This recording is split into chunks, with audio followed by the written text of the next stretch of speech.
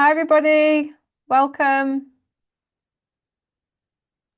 Welcome, welcome. Afternoon. We are going to get started pretty quickly because, as many of you know, if you've been in our workshops before, we like to absolutely jam pack them with lots of things. Yeah, welcome everyone. Thanks for joining. My name's Emma Bracegirdle. I'm the founder of the Salt Ways. We help charities to create ethical and effective video content through production and also through training. And I'm also joined by Martha from British Red Cross. And today we're going to talk about something that I feel quite passionate about, and I'm really passionate about more charities exploring this idea, and that is moving beyond case studies as the default storytelling format for charities, not because they're not valuable, because they are, but because they're not the whole picture. And I think that relying on them alone can cause problems and also miss opportunities. But before we get into that, just a bit about what we do. So our mission at the Saltways is that we believe all nonprofits should be able to create ethical and effective video content.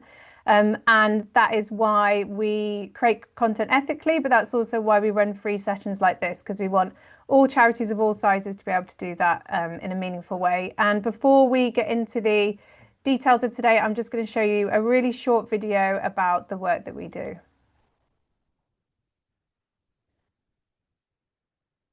The passion of the people got this place built. That has had an incomparable impact on my life, and it's made me who I am today. I can't put into words what they've done for me. Even the littlest thing gives you that independence back, and that's what people want.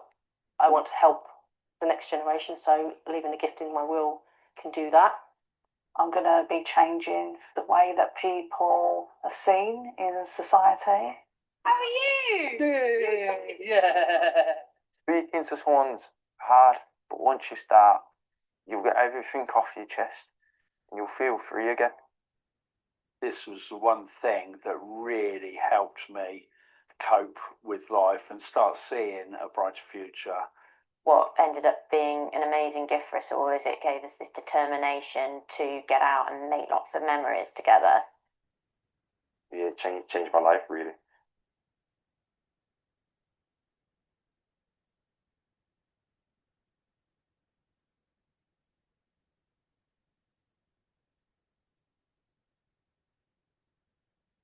So yeah, that should give you a bit of a flavour of who we are. I will say we will hopefully have time in the end at the end for questions, but please pop them throughout, because if me or Martha can answer them throughout the session whilst we're not speaking, because multitasking on that level is crazy trying to do it at the same time, then we will. But otherwise, we'll leave it till the end and we'll try and answer as many as possible.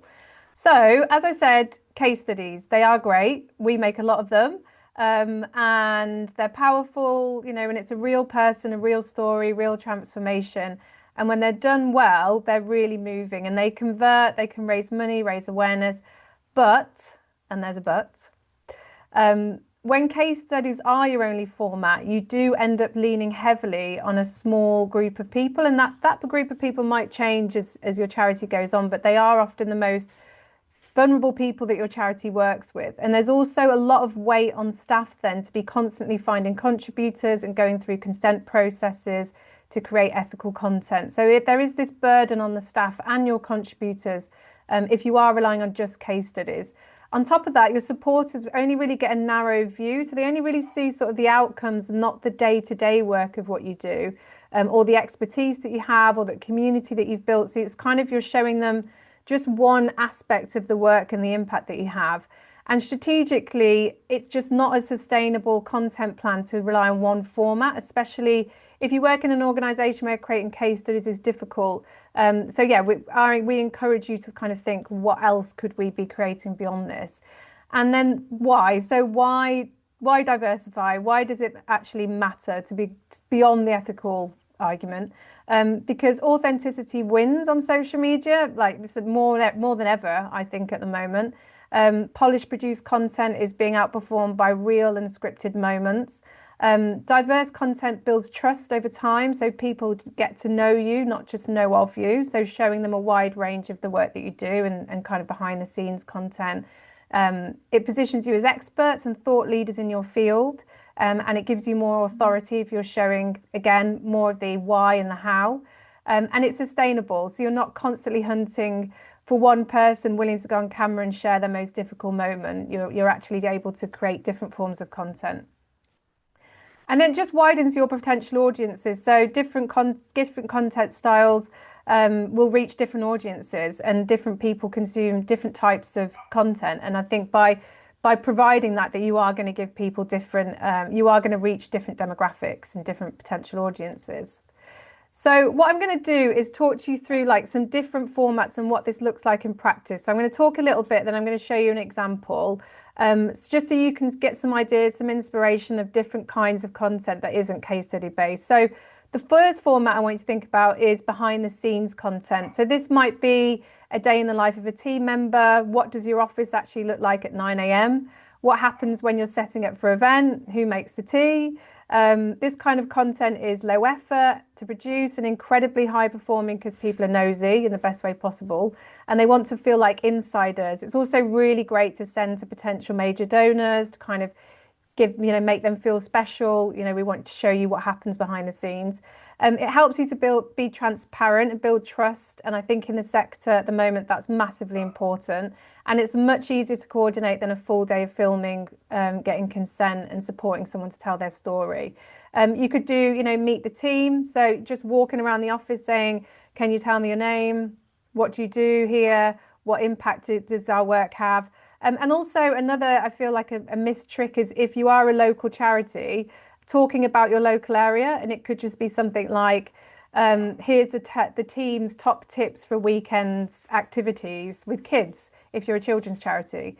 And again, they'll help you reach a different sort of audience, because that could be shareable on local pages. It might be picked up by local radio. Again, it's just a different format of content. And to showcase this, I'm going to show you a film that we worked on with the Child Brain Injury Trust. And this was videos created on phones, but it's just of their team showing, what a day in the life of working there looks like.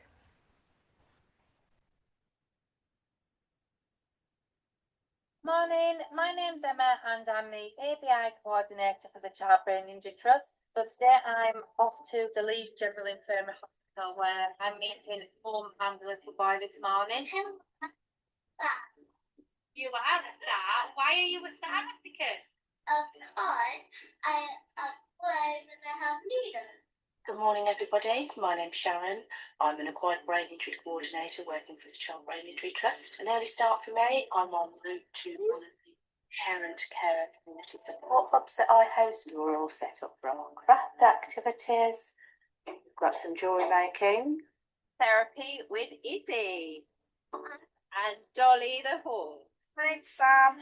I'm an ABI coordinator for the Child Brain Injury Trust. I started bright and early to get down to Royal Manchester Children's Hospital to attend the neuro rehab. My name's Dahlia. I am the Services Manager for Educational Services and Community Inclusion. The more and more that I deliver these workshops, it just keeps showing just how invested practitioners are in fully supporting children, young people and families. Just come off the phone to a new school who I've been in touch with. So I'll send this across to schools to give them a little bit of an idea about who should be involved when a child is returning to school and a little bit more about the process. I'm Nicola, Child Brain Injury Trust Coordinator for the East. I'm off to a local primary school this morning and we are going to be delivering a sibling support session. Hello everyone, my name is Pamela Bell and I'm one of the acquired brain injury coordinators here at the Child Brain Injury Trust in Northern Ireland. At the Child Brain Injury Trust, we believe that every child and every family deserves the opportunity to live a joyful and fulfilled life. I don't know where we would be, to be honest, without the Child Brain Injury Trust now. Raising money for every child, every family. Every child, every family. Every child, every family.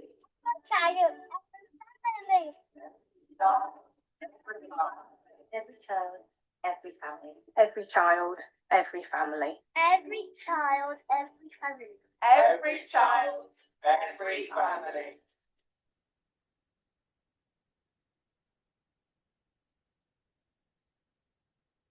Yeah, so even though that was a fundraising film, I hope that kind of shows you what you can do. It wasn't perfect. The camera's a bit shaky. The sound wasn't ideal, but it was that real, raw, authentic behind the scenes. Let's give you a little glimpse of what it is that we do. And it could just be that you've got lots of people doing that in that way, or it could be that you go a bit more detailed and actually do a full day with one person, one member of staff, a service user, a volunteer. Lots of different ways you can take that behind the scenes style on board. The second format is educational content, and again, I think this is something a lot of charities should be doing more of. And this is kind of where your expertise lives. So what do you know that your supporters, your community, your funders don't? So that might be quick tips, it could be myth busting, it could be explainers. So if you work in health, you've got clinical knowledge. If you work in housing, you understand systems. Most people have never navigated, and you can put that on camera. Like, people want to see that sort of content, especially a younger audience. The educational content works really well, and it can just be someone speaking to camera in portrait. You put it on TikTok, Instagram. It doesn't have to have a lot of planning around it. It positions you as the kind of, the go-to authority in your space, and it doesn't require anyone to share a personal story. And it just works as a way, again, of you reaching a different audience and establishing you as expertise. It also kind of shows where the money's going for donors to see, oh, we really trust because they're the experts, they understand what they're doing. And I think that charities have so much of this knowledge, but because you're so in the weeds, just doing the work, sometimes you probably don't realize how much you know and how much you are experts in things. So I think trying to think about, well, what is it that we're experts in and how could we showcase that in video content is, again, a really clever idea. For this example, I'm going to show you a video that we worked on with Target Ovarian Cancer. And this was just asking people questions in the street about ovarian cancer symptoms. And then we kind of bookmarked that with one of their experts about what actually the symptoms are and what that means.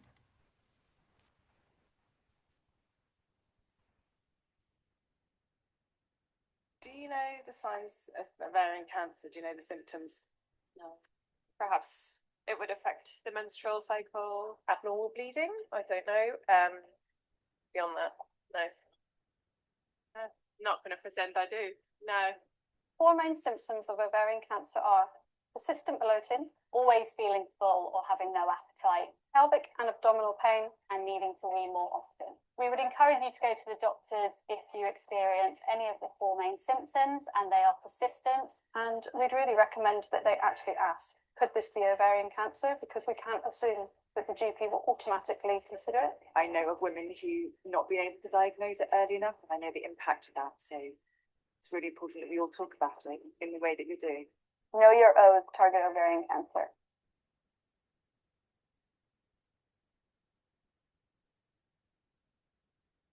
And then the third format is supporter stories. So this is a little bit different from beneficiary case studies. And a supporter story is someone talking about why they give, why they volunteer, why they show up, basically. And it's the social proof without the ethical complexity of asking someone who you have worked with. It might be that you do ask someone that you've worked with, that you're working with, who's not necessarily in the position to tell their story, but they might be able to answer questions like, what would you say to someone who was thinking of volunteering for us? Or what would you say to someone who's thinking of donating to us?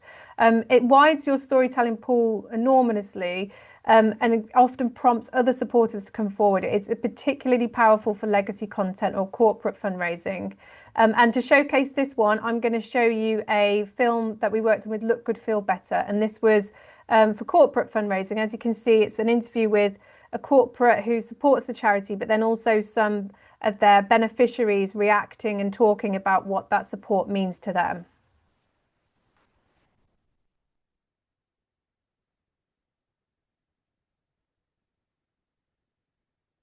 Diverse as possible, just so everyone can feel that they can get involved, but also to try and make our support not just financially driven. It's not.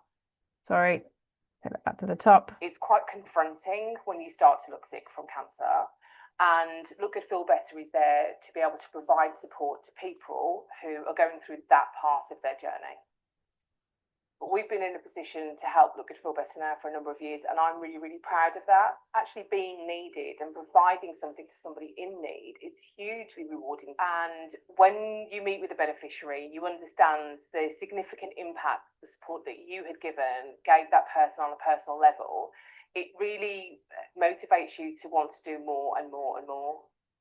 So we try to make our support as diverse as possible, just so everyone can feel that they can get involved, but also to try and make our support not just financially driven. It's not just about giving money to a charity so they can do more of what they do, but also really trying to think about how we can be part of that. We all love to be given something for nothing, and the goodie bag is joyous. And the goodie bag reminds them that it's about them, and cancer is something they have, not who they are. It does remind all of the beneficiaries that they are people first and that cancer is their temporary diagnosis. I think it's really, really brilliant for people to self-esteem. I don't think they know exactly how much it means to us to get all those makeup to try, and especially when you're going through such a rubbish time. It's amazing. Like, it's just such a buzz, and I think that's what everyone felt when they opened it. They're like, oh my god, like they've actually get to not only try it when you're in the workshop, but actually take it away with you as well.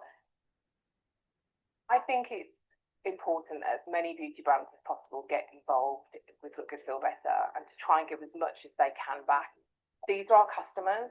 I think that's what we have got to always remember, is that the people who are going through this diagnosis are actually our customers, and in their biggest times of need, that's when we should really step up and try and do as much as we can for them. I'm so amazed by the generosity and the people just giving because it's the right thing to do. It matters. It does matter so much. Please do all you can to be able to support this charity and ensure that they can continue to deliver their brilliant services for years to come.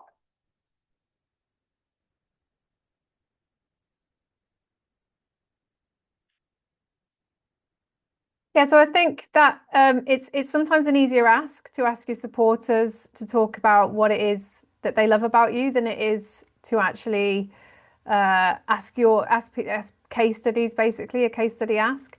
So yeah, hopefully those examples have kind of inspired you a little bit. We're going to get into a little bit more in more detail, but before that, I'm thrilled to welcome Martha from British Red Cross, who's going to talk about her experience and what this kind of looks like in practice. Thanks. Can you see my screen? Have I successfully shared it? Great. Hi everyone. Happy Thursday. I am Martha. I'm happy to be here. Also, from a vulnerable perspective, I always feel a little bit like, should I be in spaces like this because I'm not a filmmaker and I didn't go to film school, but actually, and having connected with Emma, and over the last few years really grown in that space, I feel like, no, this is a good, this is a skill that I've learned, and therefore it feels apt to be here because I know the session is about going beyond the case study. And I'd say I probably am a bit of a case study about how, developing skills in the filmmaking space can kind of really take off and become something really wonderful.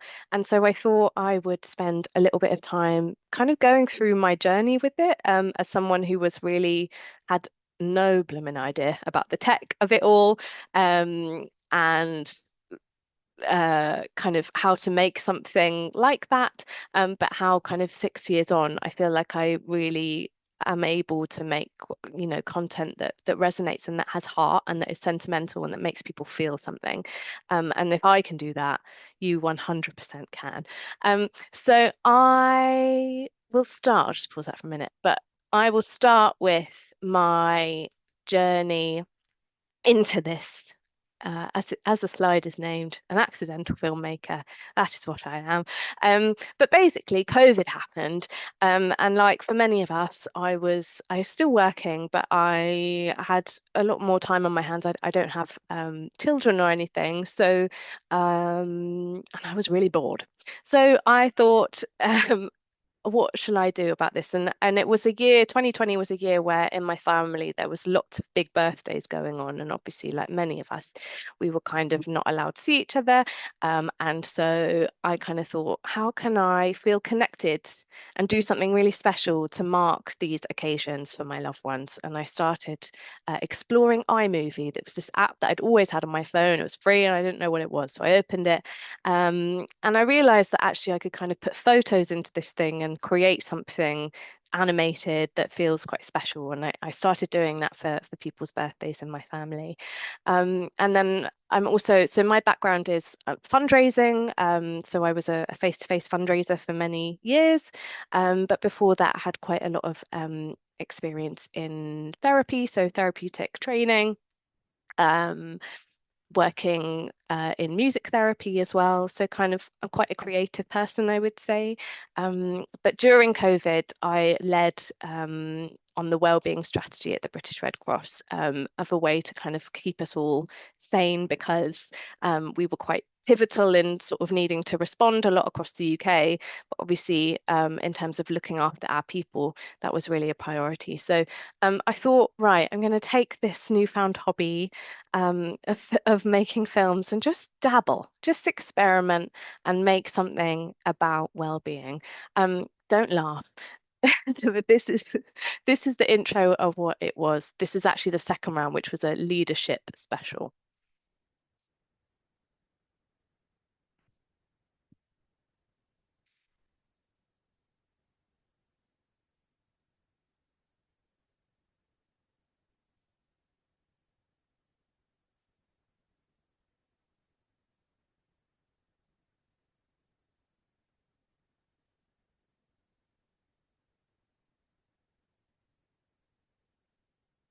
My internet's gone, but never mind. Ultimately, I go into talking about the fact that this, as you see, is a bucket. The bucket fills up with water. That is represents lots of different stresses in life, anxiety, pandemics, perhaps, work stress, work-life balance, managing a family, managing all of it. And ultimately, the water keeps going and going. It fills over the top. There's nowhere for the water to go but over the top, and it can cause a right mess. And this gives the analogy of burnout. And so I then went into asking leadership, senior people in our organization, would they be able to take a 2-minute video, can be with as much creative license as they want, talking about simple ways or methods that they use to look after themselves and protect themselves from burnout. And the response was wicked. Like we had one person who was brave enough to get into an ice bath and do a video from there. We also had someone at the gym at a ridiculous hour in the morning. And we also had somebody who didn't feel comfortable to be on the screen, but wanted to share their very vulnerable and very open and honest story about their experience with mental health. And so did it through a garden gnome. So there was a garden gnome on the screen and they were talking to it. And I know there was a question before about ways, like if you're working remotely or in a small charity, to kind of make films. And actually, like, this is a really good way to do it. There are lots of different I don't know, there's lots of different creative license that you can take where basically you're giving autonomy to the person who's sharing their story, and they film it and you edit it together and kind of ensure that they feel happy with the last result. This was the starting mark, and it kind of led to something fairly unexpected, which was then lots of commissioned pieces coming my way from the Red Cross. So the second piece that I made, ultimately after the pandemic, when lots of people were returning to the office, people didn't really understand what other teams did, because the inductions of a massive organization like ours had really suffered through kind of that lack of personal interaction and connection. And during, for us, one of the most kind of unprecedented times of the Ukraine conflict, where we had a huge surge of donations, which was amazing. Every single team was kind of impacted in different ways. But one team in particular was the team that is processing all of these donations. And so we talked about, is there a way that we can kind of help people in the organization understand the process of a donation and all of the different touch points so that teams understand the role of this team and how they do it. And so we came up with FunOps, the journey, which takes the donation through the office into being processed.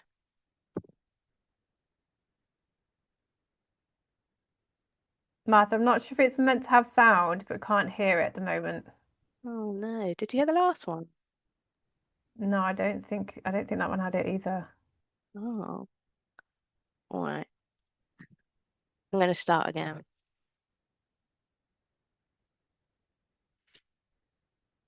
There's always something with Zoom, isn't there?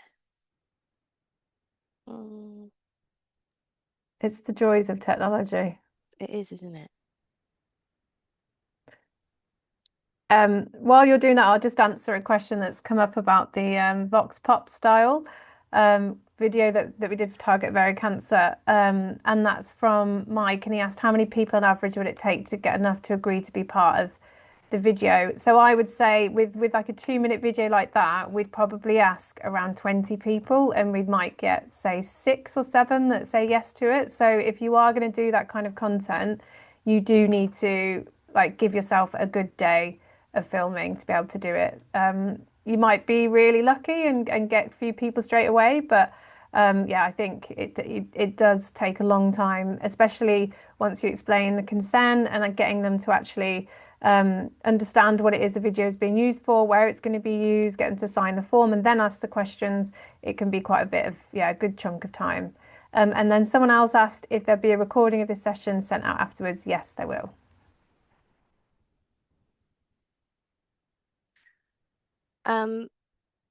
I've clicked on share sound, so if it's not working, it might be a permissions thing, but yeah, let's give that a go.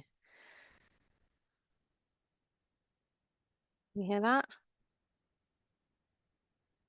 No. Oh, that's so sad. Anyway, never mind. I'll just talk to it.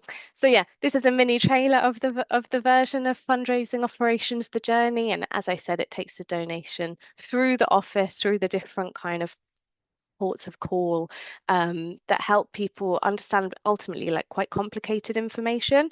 And this was made 4 years ago and it's still used in inductions today and is often commented on by staff as like, actually, this is the thing that really makes this really quite complicated data business systems thing palatable and absorbable for me, which is great. And I think I also learned from that there can be some wonderful opportunities in sort of bringing lots of different people together, and that it can be joyful as well. You can get some really good messages through from being joyful and celebrating teams. And as I said, explaining quite complex processes and making things human and accessible, which ultimately really helps any organization. So my journey then led to scaling up, and the next challenge was, how do I create a mini film that has about 300 people involved in it, which was a challenge, but a good one, because I figure actually I kind of went to people where they were at.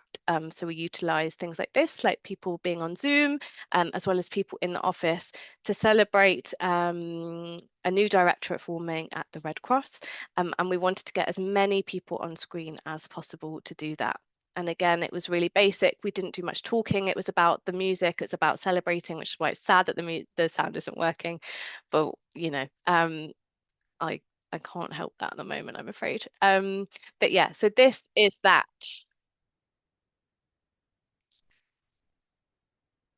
As you can see, we've edited it so that people are passing this thing through. And this ultimately spells out the name of the new directorate and all of these different people coming together from lots of different teams. And it was a really nice way of bringing teams together who'd never met before. We were having a bit of a laugh. I appreciate it's weird because there's no music for you, but I'm loving it. this was a really nice way for me as well to capture like lots of different energies. So we went to different teams. This team were like, we want to do a magic trick. So I was like, fine, click, I'll make it disappear. Sarcastic views from the audience.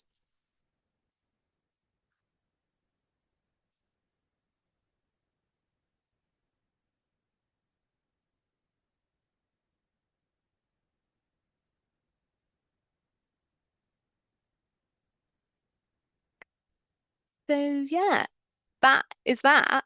Um, Again, joy. I think joy seems to be a thing that I really want to lean into. I guess working for the British Red Cross in particular, but for many of us in charities, like the world is just really bleak, isn't it? Kind of, it's hard to find pockets that aren't.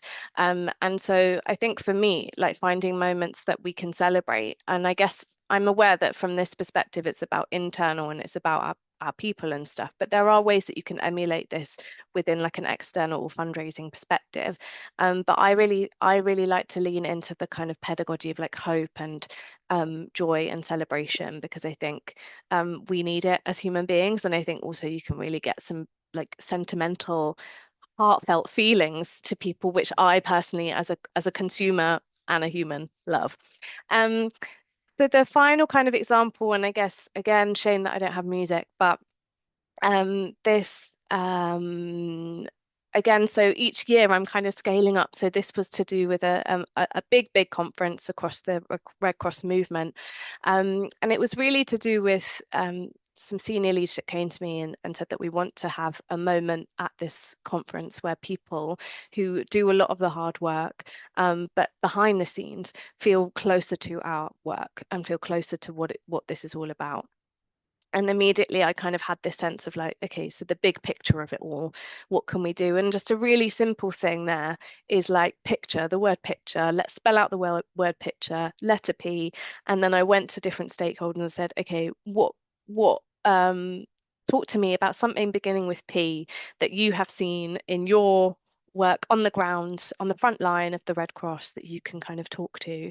And it created this really beautiful, powerful thing, which is people from like people in Syria and people in Ukraine, people in Mongolia, talking to kind of lots of different, very specific things that actually people in the organization might not know all about, but brought them closer to the work of the people that we're there to support and ultimately the movement. And I think, you know, again, when the world is so bleak, but also in fundraising and when you are behind the scenes, everything can be chugging along very quickly and you can kind of forget to look up. And so this was about that. And Martha, I've taken over, so I think I can play it with sound. yeah, great. If you press play, see if that works. In the heart of the British Red Cross.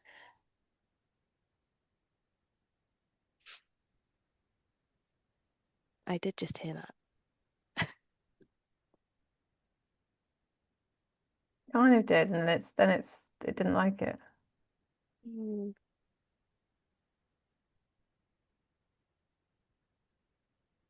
Sorry, everybody. Let me try again. Let me just take it back. Do you want me to stop sharing from my end? In the heart of the British Red Cross. It doesn't like it beyond there. Sorry, we can share the links to these after. Yeah, we definitely will. Yeah. People during that response. And then, so from there, I was kind of asked by the mass marketing teams. They came to me and said, okay, so we have face-to-face dialogue fundraisers, hundreds of them around the country. They're having thousands of conversations on our behalf each week, and they themselves aren't feeling that close to what we do. And the British Red Cross is a wonderful organisation, but we do so many things that actually, for their conversations where they have maybe, I don't know, a couple of minutes with somebody, it's really hard to get across those like things that will captivate somebody and engage somebody that quickly. So what I wanted to do was try to bring them closer to our work. And again, for someone who works in a small and remote charity, this is great. It costs nothing, but somebody's time. So I kind of put a call out. I go to as many things as I can as possible where I might meet people who are on the ground delivering the work or like doing talks about it. And I will always ask people, are you willing to kind of talk to me about this? And we just jumped on a Teams call and I put some questions to her. I'd briefed her beforehand so she kind of knew the things that we were going to talk about. So from a preparation perspective, she felt ready for that. And then we've created this Ask Me Anything series, which now goes to hundreds of fundraisers across the country, but can also be emulated onto our social media platforms so that like particularly younger audiences can ask people that are on the ground responding to these crises any questions that they have, and that person can let them know in a very human, real way. So this is a lady that wanted to talk about some of the things that she's responded to as a UK crisis response volunteer. And she talked about the Manchester Arena bombing, and also being at Manchester Airport when the Taliban came back into power, and there was an influx of a surge of refugees who urgently needed support. And so she talks about those. I don't know if the sound works here or not, but we'll give it a go.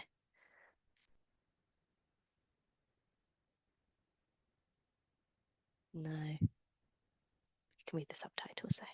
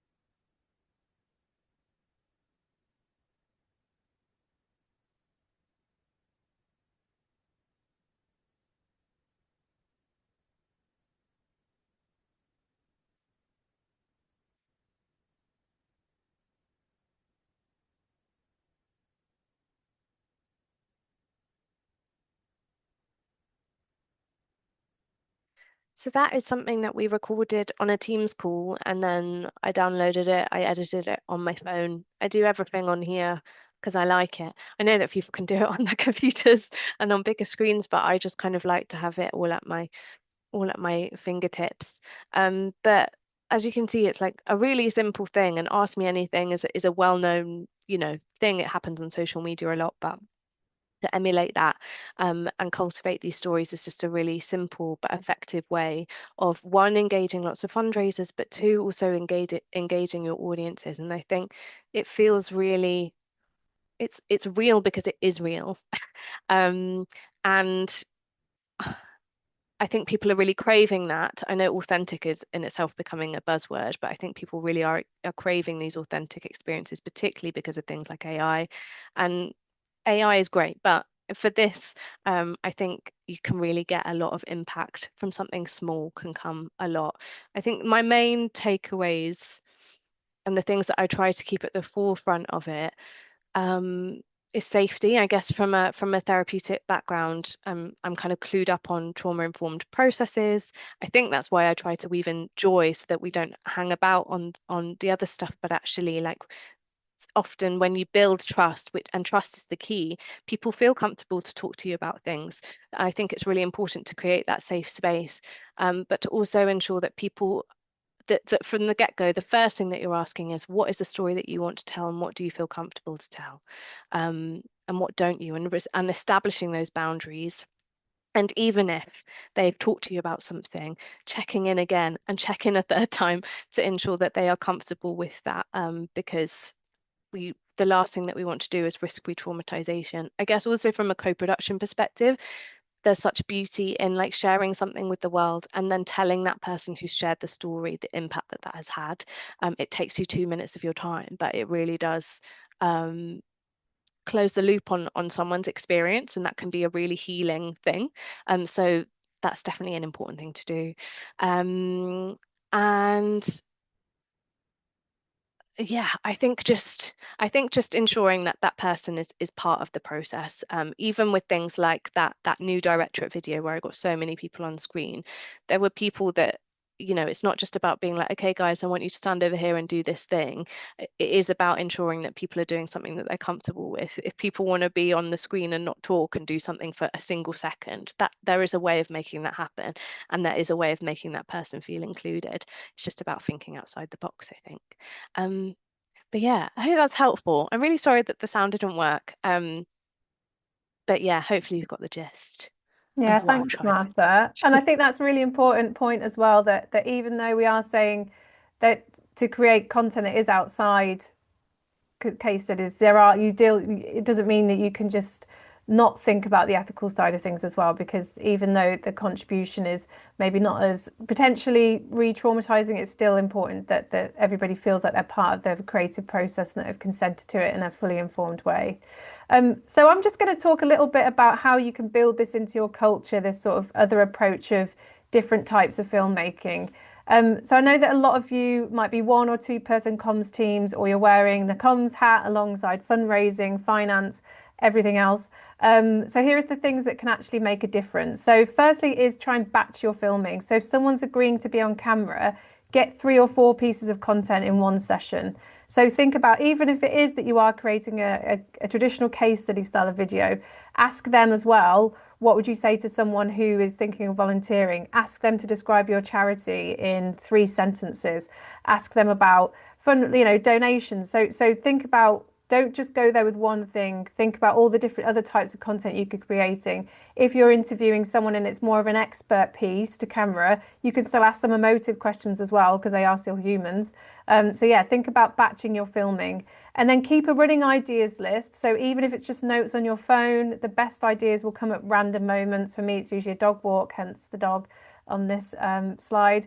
So yeah, just keep a running list, so you're never starting from scratch. It might just be like, oh, we should do something about that, or a conversation that you have, or a supporter asks something, or you keep getting the same questions on social media about an aspect of your service. Like, just keep a list going, and you can add that to your your batch filming. Try and assign somebody in each team, like a content spotter, not someone who has to create content, just someone whose job it is to notice that something's interesting happening and that they can flag it. And they can also be part of the project planning team. So what I used to do when I was working in a charity is I would be in on the project planning with service delivery, and just asking them what points in here could we be creating content. And that way they felt like they were part of it, but also you got that insight of all the different various touch points that you could be sharing with your supporters, the things that are happening like behind the scenes, the impact, potential case studies. So yeah, try and get in on those project planning meetings, and then repurpose everything. So one video should become a clip, a quote graphic, a thumbnail, a newsletter image, trying to think about different ways that you can use this in your organization. And then please, done is better than perfect. So as you've seen with the examples I've shown you, slightly wobbly phone video that feels real will work. It doesn't have to be perfect. And then just to give you some little tips, or like some practical stuff you could take away. So here's 3 questions that could work really well to unlock good content from anyone in your organization. So the first 2 are pretty straightforward. What 3 things wouldn't I know about your charity? Or what would you say to someone who donated to your charity? And then the third one is goes back to that example I said about the local organisation. This was actually something I saw a charity do. I think they're Australian, and it was the team talking about their favourite local restaurants. And then at the end, it just said that we were from this charity, but it got shared quite widely because it was something different, and people like hearing, it's like TripAdvisor but filmed. So yeah, it reached a new audience. So yeah. Just as we're wrapping up, we've got some time for questions, but I think just try and think of one piece of content that you could capture this month that's not the traditional case study. Like, hopefully this has given you some inspiration to think outside the box of different things that you could be capturing. So I would just start by thinking of one bit that you could capture this month, and then you'll build confidence and you'll start just seeing these other little opportunities and these moments that you can start building that bank of content as well. And then before we go into questions, I'm just going to talk really quickly about our community studio. So it's a pre-recorded learning platform. Some of you in here on the call might already be in it, but it's teaching you how to plan, film, edit, and then launch video content from using just your phone. You get 12 months membership, you get 12-month access to it. You can have one login for your whole organization. And this time we've added a 5 video legacy and in-memory bundle. And there's also a video in there that you can download and use yourself as part of your legacy program if you so wish. And yeah, it's £250. There's more information about it on our website. But yeah, it's a nice space to be in if you're creating content. So yeah, we've got some time for questions. There might be some already in the Q&A box. Or you, by all means, just turn your sound off or put your hand up if anyone's got any questions. I'll just go to this one. So yeah, sometimes ideas get squashed by so many questions and challenges.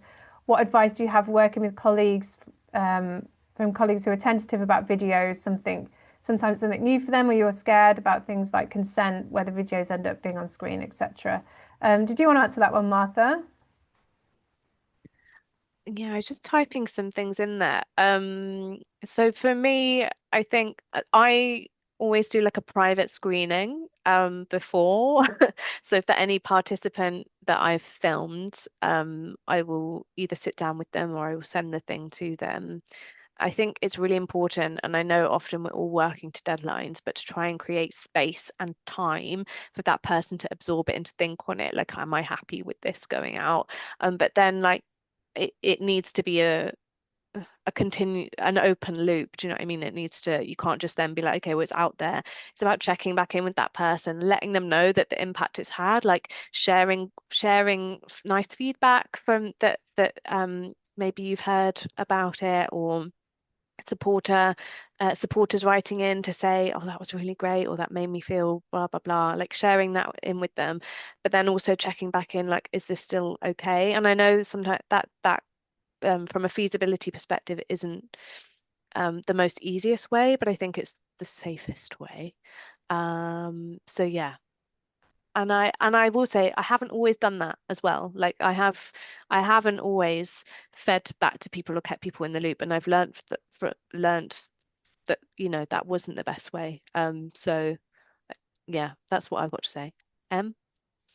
Yeah, I think I always as well try and start the conversation with the impacts instead of the ask. So instead of saying, can you be in a film? I would start with, we need to make more video content so that we can do this part of our service to raise more money to be able to do the work that we do, or try and restructure it. So you're asking them, what do you think we could be creating content about? To show people about, the work that you do. What do you do on a day-to-day basis? And really trying to, you're all there for the same reason. You're all there to do to achieve your charity's mission. So if you kind of try and get them to buy into that and let them see it as this is a tool for us to be able to achieve our mission, I think it feels like it's part of a bigger thing rather than you're just asking them to be there on a Tuesday for you to film them. So yeah, bringing them along for the journey, definitely making them feel like they've been part of the process, and they are, like, it's not just a tick box. But also, yeah, just kind of, without sounding horrible, removing the ego a little bit and making it more about you achieving your mission together.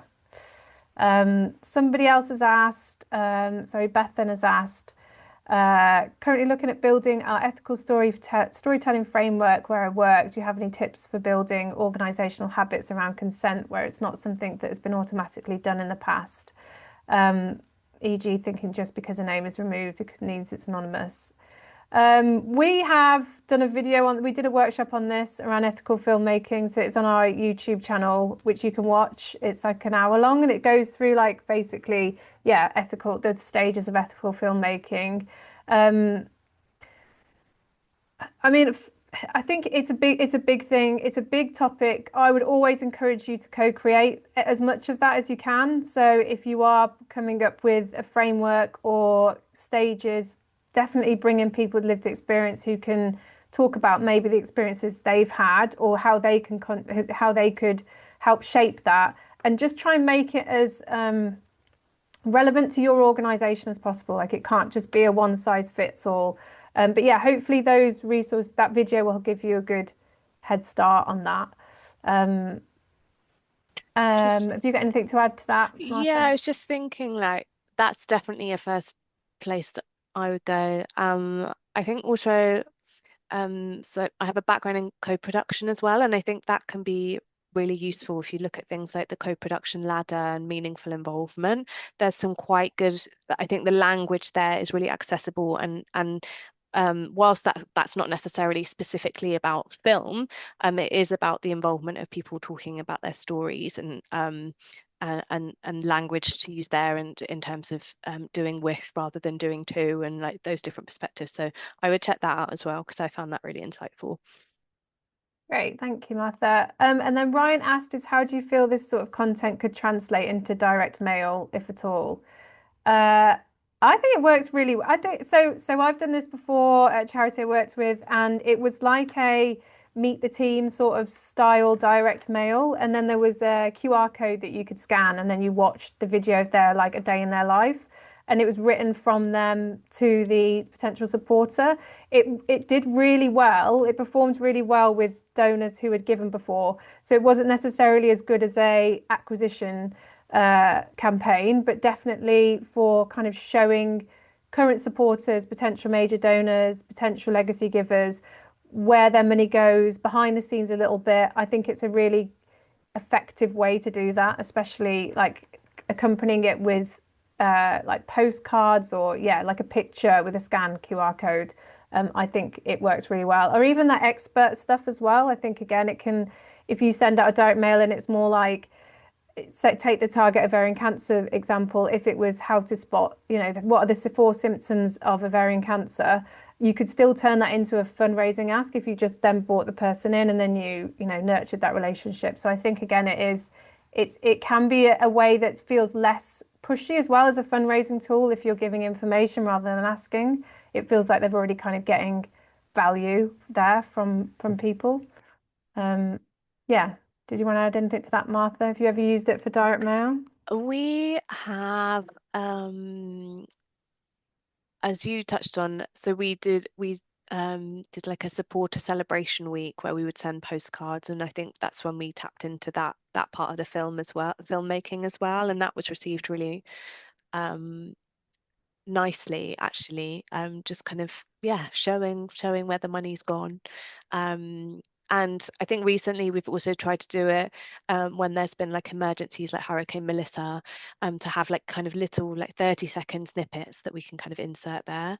And those are not perfect, they're just people on their mobiles. It's very wobbly, the sound is a bit dodge, but it does resonate and land really well with people. So yeah, it's definitely doable. Yeah, I think it makes you stand out. I think it's a good idea. Go for it. And then Helen has asked, do you think there are ideal lengths for different types of films? And would you tend to always include words on screen in addition to voiceovers? Martha might disagree with me with this, but I think that I would focus less on how long a video is and rather the quality of the content, the hook to get people to stop scrolling. I know that when we work with charities, sometimes they'll often first come to us and say it has to be under a minute. And then when we've actually created a video and it might be like 1 minute 30 actually saying that there's nothing we want to cut because it's really relevant and it's really important to the story.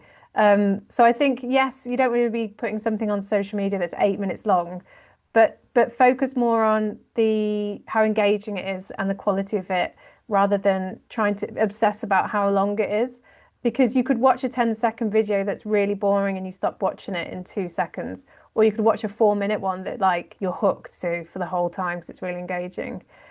So that would be my advice. Like, sorry, there's no definite. I mean, there is if you're dictated by platforms, it's just to an extent, but I think it's more about the quality of it. And then for the includes words on screen, yes, we always do because of accessibility, and a lot of people don't watch videos with sound on, so it's just it kind of makes sure your video is being seen. Did you have anything to add, Martha, about the length? I agree with you on it. I'm someone as well that Yay. I'm not gifted with the keep something under a minute thing. You know, you've got a story to tell, you want to tell it and you want to do it justice. I think it's about that, rather than like, oh, will it fit in this 30-second? And I get it, and we live in a world of TikTok and blah blah blah. But I will also say that the pendulum is shifting. People are like, I'm seeing the negative impacts of like that quick turnaround of content, and actually I want to sit and I want to absorb something. And so utilize that. As long as what you're showing is engaging, and I'm sure it will be, then yeah, don't worry so much about it. And Great. yes, to the words on screen, it's a must. Yeah, absolutely. Yeah. And someone has asked, do videos need background music? Thoughts on that? Is it too boring without? I think video music can do wonders. It can really help set the emotive tone of something. However, because we're talking about stuff beyond case studies, I think if it's a video where it's, someone's in the middle of the screen giving information, I think that could distract from it. So I think it depends on what type of content it is you're creating. I'd say with music, you don't really, the best kind of music for a video is the one that you don't even realize is playing, but it just helps move the video along emotively. And sometimes our editors will actually first start with the music rather than the edit. So they'll do it that way around. If they know they want to create a certain feeling, they'll start with the music and then fit the edit to the feeling. But yeah, I think it depends on the type of content, especially for accessibility. Like if you're doing educational stuff, I wouldn't have any background music. But if it's something where you're trying to create an emotion, then yeah, it really helps. There's loads of if you're using free editing software, there's usually loads of free music that you can use as well on stock music. This is why I'm sad that my sound didn't work, because music is such a big thing for me. I think because I am musical, but I would agree, I think music can really heighten something. Because I am musical, when I add in music to a film, I kind of like to do it in a way that highlights what is going on the screen. So I don't really know how to explain that, but if there's a certain beat to the music, then I try and time it with, I don't know, the titles coming in or someone doing a movement. And that actually can, from a viewer's perspective, make that person kind of even more attentive. So I think music can be great for that. But then also as a highly neurodiverse person, I get so distracted as well. So it's and iMovie and those little and apps and things are great, but the sound can be quite tricky to balance correctly when you're using sound as well. So I would just say be mindful of that. But I think music can be wicked and can really thinking about the emotions that you want to evoke, or just the general feeling that you want to evoke can really help you with that. But also silence is also powerful. But hopefully you didn't find my videos boring without sound, but that could be a good test if you did. But yeah. Yeah, sometimes we'll go really quiet at the end of a film just to let whatever point it is really settle in. But yeah, that's all we've got time for today. But thank you all so much for coming, and huge thank you to Martha for joining us and for giving us her wisdom about creating lots of different types of content. I'll send a follow-up email to everybody, which will have the recording in it and the slides as well, I think. But yeah, make sure that you keep in touch. We do lots of free workshops, and as always, happy to have a chat if you've got any questions or you're stuck on anything. But yeah, thank you, and keep fighting the good fight, everybody. Bye, everyone. Take care. Bye.